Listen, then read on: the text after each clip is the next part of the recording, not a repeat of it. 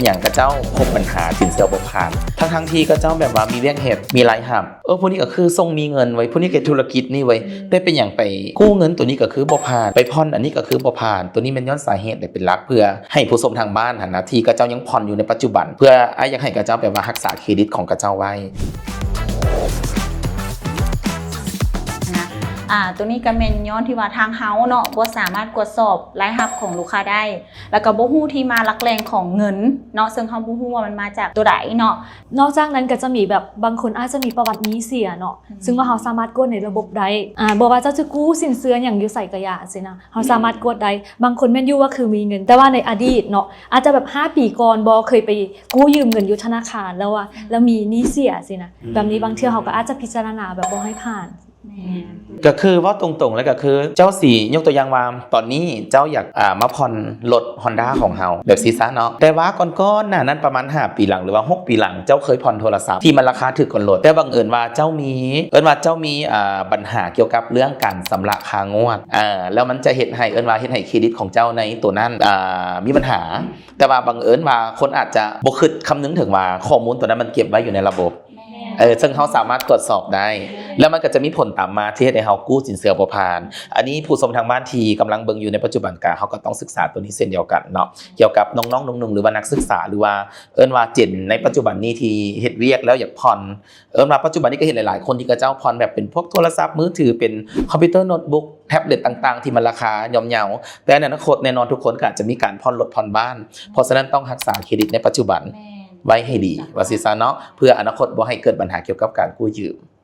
ตัวนี้ก็เป็นความรู้ที่ดีแล้ววันนี้อยากถามมันสิมีดอกแบบเป็นลูกค้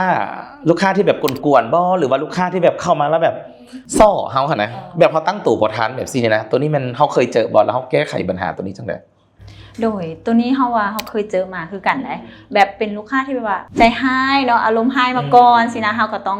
ได้ลงกับลูกค้าก่อนเนาะบัดเวลาเขาสอบถามลูกค้าเนาะเรื่องข้อมูลเนาะลูกค้าก็บ่ค่อยบอกเขาแล้วก็บ่ค่อยซัพพอร์ตเอกสารเขาก็ค่อยลงกับลูกค้าและให้ลูกค้าน่ะซัพพอร์ตเอกสารเขาคือสิแบบอารมณ์แบบว่ามันถามซ่ออีหยังบ่ได้เอาว่าว่าค่อยสิมาผ่อนของเจ้านะค่อยสิเอาเงินมาให้เจ้านะแต่เขาก็อาจจะบ่คิดถึงว่าสิ่งที่เขาสอนนั้นมันก็เขาก็ต้องเฮ็ดตามหน้าที่เก็บข้อมูลเพื่อหยังก็เพื่อตัวของลูกค้าเองบ่มีปัญหาในอนาคตเพราะว่าบางคนหั่นนะคือเฮาก็เคยเห็นเนาะที่แบบว่ามาผ่อนเจ้านะแบบอาจจะแบบเฟกทุกอย่างมาดีหมดแต่บัดสุดท้ายมาเฮามากดสอบพบทีหลังว่าเจ้ามีหนี้ค้างโน่นนี่นั่นหรือว่าเจ้ามีอีหยังหลายๆปัญหาหั่นนะแล้วสุดท้ายมาสิ่งที่เจ้าผ่อนไปนะแล้วถูกยึดคืนหั่นนะอันนี้มันบ่คุ้มมันเสียเงินทีมดอลลาร์ที่เขาผ่อนก่อนนั้นแล้วแบบสุดท้ายสินเชื่อไปยึดสินค้าคืนมาหั่นนะข้อเสียตัวนี้มันไปตกอยู่ที่ลูกค้าทั้งหมดเลยเนาะอันนี้เฮาก็ต้องเข้าใจคือกันเคยมีเคสแบบไหนบ่ที่ลูกค้าเข้ามาปุ๊บแล้วเฮาเบิ่งเลยว่าโอ้คนนี้มาแล้วแบบกู้สินเชื่อผ่านแน่นอนกู้ผ่านแน่นอนใช่ป่ะแบบเห็นแม่นเฮามีวิธีสแกนแล้วได้สแกนลูกค้าพวกน้องสิสแกนลูกค้านั่นแหละอันดับแรกเนาะเราจะสังเกตเลยลูกค้าเป็นวางดาวสูงตัวนี้มีเปอร์เซ็นต์สูงแน่นอนแล้วก็มีเปอร์เซ็นต์ผ่านแน่นอนแล้วก็เป็นลูกค้าที่ว่าเป็นพนักงานเนาะที่ว่าเป็นพนักงานเป็น